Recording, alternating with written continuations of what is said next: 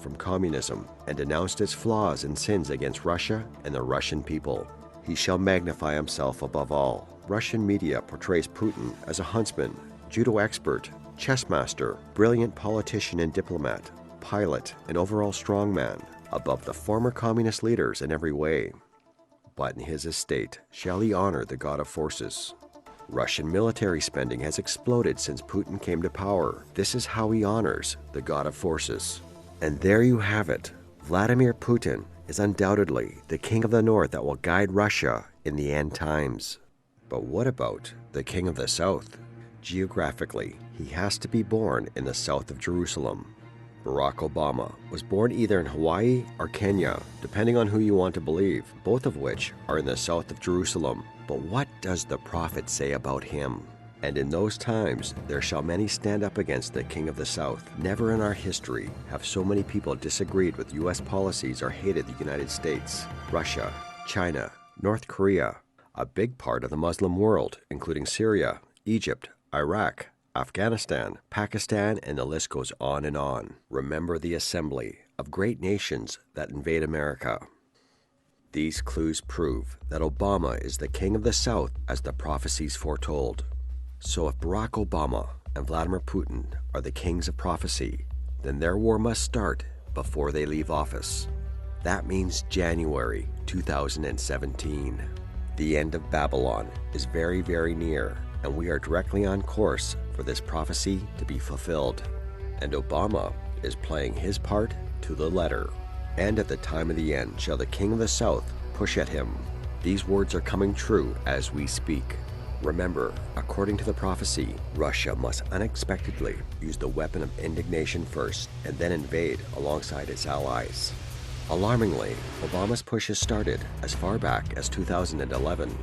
Syria. Syria is an oil-exporting country with strong ties to Russia and home of the only Russian naval base in the Mediterranean.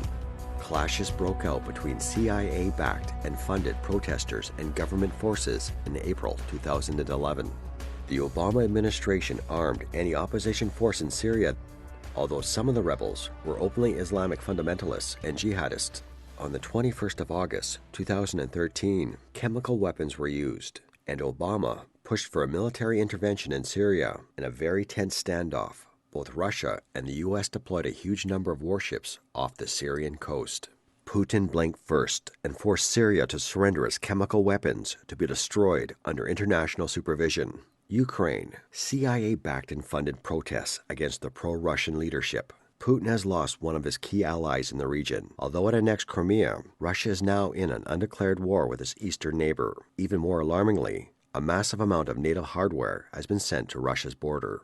Russia itself. Project Star Wars, a missile defense shield, is being set up in Europe and the U.S. as we speak. Officially, its target is Iran, but the real target is Russian nuclear weapons capability. And Putin knows this too well, and this clip shows.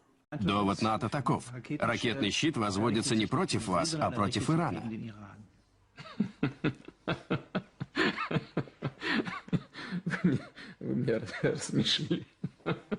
The Ukrainian conflict saw the Western powers led by Obama imposing drastic economic sanctions on Russian banking and energy sectors, key parts of Russian economy.